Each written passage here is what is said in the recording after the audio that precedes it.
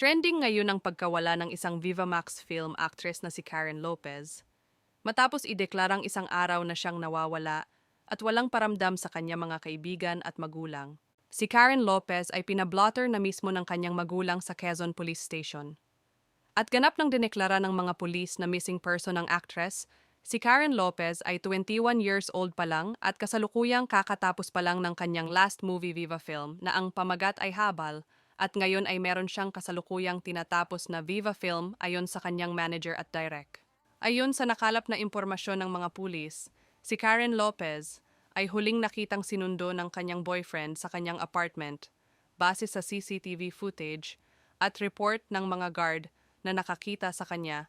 Sinusubukan na rin siyang tawagan ng direktor ng film na ginagawa nila dahil last shooting na daw nila ngayon at matatapos na ang ginagawang Viva Max film, pero bigla na lang daw hindi nagparamdam si Karen Lopez na ayon, sa kanila ay active na active ito at palaging You baby, di ako galing aso.